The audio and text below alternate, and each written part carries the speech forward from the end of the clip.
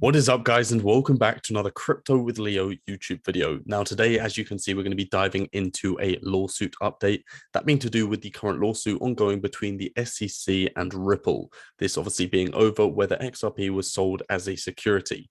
Now, the reason I'm bringing this to you, and this is actually the first time I've brought a lawsuit update onto this YouTube channel, is because there has been a huge update within the lawsuit. Some documents have been unsealed, which means made public. And I do believe they're going to play a huge, huge role in supporting Ripple's fair notice defense. And I thought it's only right I come on here, explain it in a long form video to you guys, because if you don't know, I do also have a presence on TikTok. I've literally have a whole series between Ripple and the SEC where I've been pretty much just religiously following this lawsuit because I understand the scale of it. I understand the importance of it, that it's going to play not just on Ripple and, getting clarity for XRP, but also on the space in general. Remember, this fair notice defense goes so much further than just XRP. It will protect and almost give, act as a bubble for the whole space. So look, without further ado, let's dive straight into it. Now, the reason I've put Judge Torres on here for good reason is because she's recently come back to the case and became very active.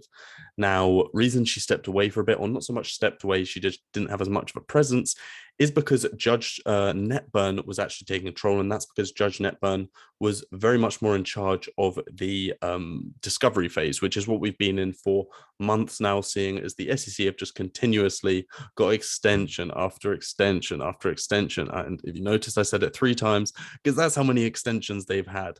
So Judge Torres has come back in, as we get into the end of it now. The deadline for the expert discovery, for those that don't know, is on the 28th, which is literally just listed on here. As you can see, deadline for completion of expert discovery on the 28th of February. So we are getting so close now. And I think, everyone's getting excited because there is a statistic which not many people do know about or seem to forget, and that is that 96% of all SEC cases are settled before trial, of which 60% of litigation and 90% are in the discovery phase. Now, although that's a beautiful speculative idea that Ripple is going to be within that 96%, I wouldn't be surprised if they're in that 4%. Let's be honest, that this is another thing, the scale of this lawsuit.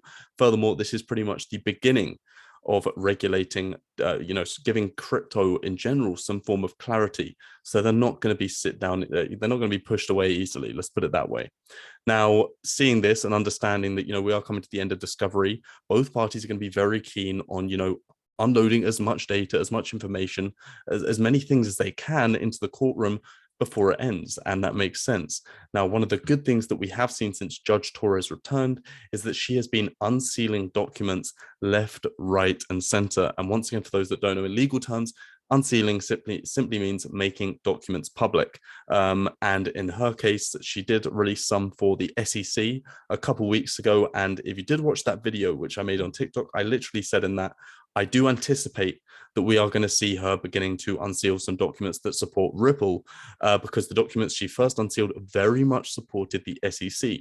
These included an email chain between Chris Larsen and an actual XRP investor, which, let me say, it looked like the most staged thing I have ever read. But hey ho, it is how it goes. And the second one was a Brad Garlinghouse email to employees. And it was actually quite a cool thing to read, because it was them moving into their office in San Francisco, but also because that was when he was announcing actually locking up and putting, 55% of supply into escrow. So I just thought, we're actually getting to read something which was a big part in Ripple's, past, for example, and something we all know about now with XRP being locked up in escrow. I just thought it was pretty cool. So in regards to this, Judge Torres did recently unseal, and this was on Friday. This was released on February 18th, and she unsealed a big old variety of documents. However, there was 2 in particular that have massively stood out, and they're going to play a very, very nice role in supporting Ripple's fair notice defense. Now, just before I jump into them, let's simply explain, because I feel it's so easy if you just have a simple understanding. You do not need to know the intricacies. This is literally just a simple understanding of what this fair notice defense is. And this is such an easy way to understand it. It is the idea that Ripple, or in this example, no person should be forced to speculate as to the meaning of statutes, but basically rules. That's the easiest way of putting it. No person should be left to or forced to speculate on the rules. And quite simply, in the timescale that SEC are pretty much saying that Ripple was selling securities was between 2012 and 2018, and there was literally no case law. And that really is what ties in to these two memos that have been released and the ones we're going to focus on today. Now, these two memos being basically two legal memos which Ripple saw and went after back in 2012. Now, the key thing to remember, guys, is as we said, and I've literally got this written down, these memos pretty much outlined that there was little to no case law whatsoever between the dates of 2012, 2018, for anyone to go of in regards to the crypto space and what could be, considered a security. Now, even with that in mind, Ripple still decided to go out to an external source, a third party, and seek legal guidance in whether Ripple could be, whether XRP, or at the time NuCoin, could be considered a security. And look, first of all, I think that's going to look amazing for them in court. But, I'm really trying to keep a biased perspective away from this, guys. I'm just trying to get the facts across to you, as I always try and do. But I do think that's going to look very strong for them in court, of course. And also not too great for the SEC. They're making all these claims. There was nothing. There was nothing for any party back then to go off of, and yet Ripple still decided to go and seek legal guidance in regards to XRP. Now, as you can see, the first one, February 8th, 2012, and this is very much the case. This didn't actually go well for Ripple. This was the first memo they put forward, and this is proof that they were happy to develop. And basically, this was one of these, or at least in the summary and the conclusion of it, it said, if sold to investors, referencing XRP, the coins are likely to be securities. If sold to investors who provide founders with the capital necessary to launch and operate NuCoin, coins will likely be considered securities and subject to regulation under federal securities laws. Now, that's not great. Now, this would be a very easy thing for Ripple to just be like, hey, look, you know what? There is currently no clarity. So how are they going to come after us if there's no clarity whatsoever? And they could have just walked away from it at the time, which literally projects are still doing today. They are still completely neglecting all of the regulations that are currently in play and securities laws, etc. And Ripple decided, look, we're not going to do that. We're going to go away and we're actually going to improve and adapt on this. And remember, the key thing to note is that if XRP was sold to investors who provide the founders with the capital necessary to launch, operate, and develop on NuCoin, XRP, then that is what is considered a security. Now, that is obviously referencing to the Howey test. If you guys want me to make a video breaking down what the Howey test is, I'm more than happy to do that for you guys. It is being very much slandered, as it is just not something that should be utilized to outline whether something is a security or not within the crypto space. They definitely need to come up with some new stuff. But as we said here, guys, this was the conclusion of the first one, and it wasn't great. And as stated, Ripple could have walked away. They could have just carried on with normal business and be like, hey, forget about it. There's no case law. We don't need that. But they didn't. They chose to go away, adapt, and improve their plan. And they came back to this same external third party. And just understand Perkins and Coy, they actually are a huge law firm, and they've also supported and worked with the SEC before. And this was actually something that has recently come about. Shout out to Jeremy Hogan.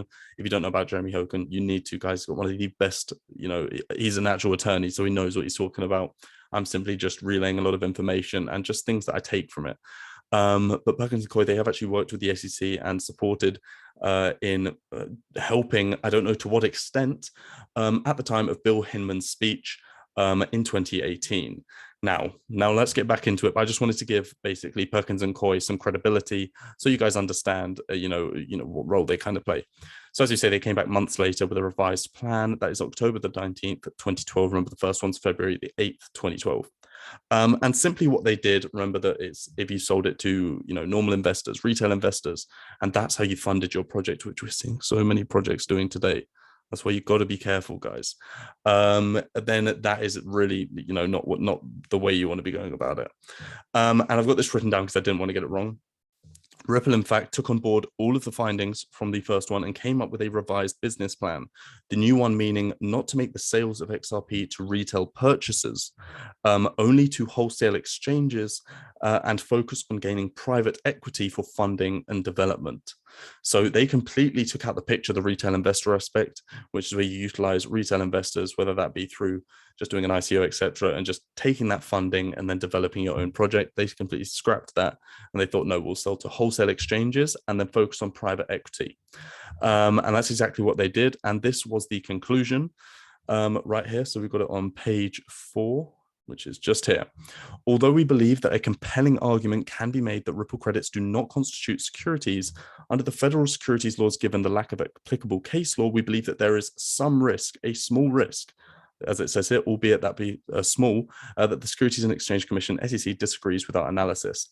And that is simply because if I scroll down here to page 16, I'm saying the pages just so if you guys want to go have a read of this as well, you can find all these documents on James K. Phelan on Twitter. And it's because of this conclusion right here, which was on page 16. Here we go. We understand that the primary reason for purchasing Ripple credits, XRP, is to facilitate online commerce, not to engage in speculative investment trading. As such, given the commercial nature here, Ripple credits should not be considered securities. However, of course, as they did put a slight disclaimer saying, look, there is a possibility. And, you know, that goes with anything, guys, as it is. But the point is that the way they've actually sold, you know, XRP, that should take away and at least support a huge part in this whole idea of it being sold as a security to retail investors. Remember, you have to also understand it comes into it needs to be taken into consideration. Retail investors have to have consciously known or been able to understand that they were buying a security. That is one of the big things as well. But tying this all back, guys, how does this support their fair notice defense? Well, the point is there was no, you know, current case law at the time. This was literally, they even went out themselves to seek legal guidance, and it came back from this legal guidance, albeit it was a third party, I understand that it should not be considered a security. However, there was the small risk that the SEC could disagree. Now, with all of this in mind, and with this obviously being public, the SEC still waited another 8 years until December 2020 to actually, you know, say to Ripple, you know what? Bearing in mind, guys, prior to this lawsuit ever being put on Ripple's shoulders, they had been in talks, weekly meetings with the SEC. And it took the SEC 8 years to pretty much come to their doorstep and say, whoa, what you guys did back then is completely out of order. We're coming after you. You sold a security. It took them 8 years to do that. Bearing in mind, again, guys, let me just reference fair notice, just to put it back in your heads again, is the idea that means no person should be forced to speculate on what the rules are. And Ripple didn't want to speculate. They went and sought, you know, third-party guidance, and now they're in a position where they're being sued, but pretty much they got a lawsuit over their shoulders for doing that. So yeah, I think that pretty much wraps everything up, but I hope that gives you a good understanding of how important these two memos are, because I think it's important to gain an understanding of that and also understand Ripple's position in this current lawsuit. Also remember, guys, keep an eye on those key dates that are coming up, that being the 28th of February. We also have a deadline for Ripple's defendants to respond to the SEC's motion for reconsideration of Judge Netburn's DPP opinion and order. That being in reference to basically they're now trying to protect this idea that that basically is all to do with Hinman's speech, and DPP obviously being simply a rule that protects agencies having to share anything. It really does question how they're going about claiming, was this the opinion of the SEC? Was this the opinion of just someone who works at the SEC, but it's his personal opinion? Or was this, as they showed the other day, just the opinion of one sector within the SEC? So yeah, I'm really interested to see how that goes on the 25th and see what Judge Netburn has to say. Also, I would like, guys, if you have any video ideas that you do want, chuck them down in the comments below. If you did enjoy this video, guys, I don't really like to chill or ask you guys to do anything. Feel free to subscribe if you enjoy the content. I'm really starting to boost up my content on here, so I hope you enjoy it. It's been a pleasure as always, guys. Thank you very much again. Have an amazing rest of your day. Peace out.